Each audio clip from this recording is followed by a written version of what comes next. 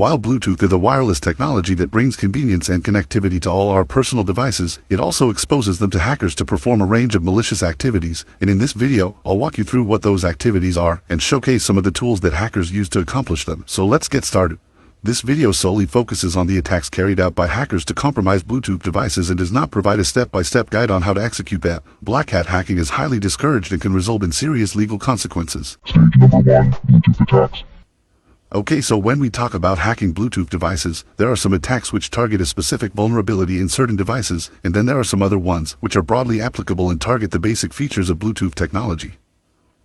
In this video, we'll only be focusing on the attacks that leverage these basic features and can be done on most devices, but if you're also interested in learning about the other ones like a blue bugging or a blue snarfing attack, I've prepared a PDF that you can download by clicking on the link in the description down below. It also includes some additional details about the practicality of some of the attacks that I'll go over here.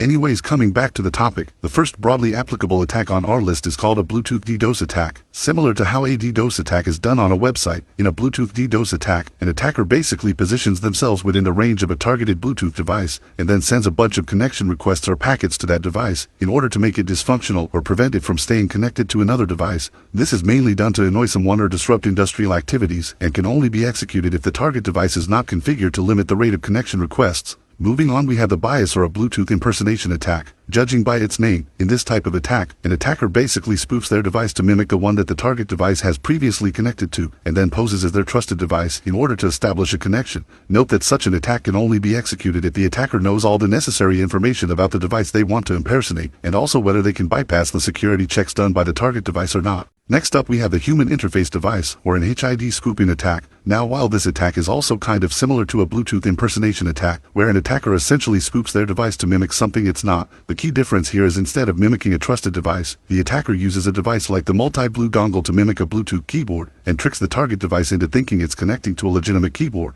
Doing this allows an attacker to remotely control the targeted device and execute malicious commands on it, all while staying under the radar. Number 4 on our list is a Bluetooth interception attack. Here, an attacker basically places themselves in between two communicating devices using a tool like Ubertooth 1, and then sniffs or captures the traffic between them using Wireshark. Now, the reason why I've included a heartbeat sensor here, instead of using another smartphone or laptop, is because this attack is usually done on devices that use something called BLE or Bluetooth Low Energy technology, and if I kept a device that used classical Bluetooth here, an attacker would need to use a much high-end device like the Bluetooth LSS Explorer in order to sniff their traffic effectively. Finally, we have the Blueborn attack. Now, while this attack doesn't necessarily fit in the broadly applicable category and targets a specific vulnerability that many newer operating systems may have patched, the reason why I'm including it here is because many IoT devices, car infotainment systems, and medical appliances still operate on older versions that haven't received these patches, and if an attacker comes across one of these devices, they can easily take complete control over that device without requiring it to be in discoverable mode or engaging in the pairing process. This is basically made possible through various hacking tools and scanners that are developed to scan for a specific vulnerability in nearby devices, and if you're interested in learning more, you can download the PDF that I mentioned earlier by clicking on the link in the description down below. Stage number 2, Bluetooth hacking tools.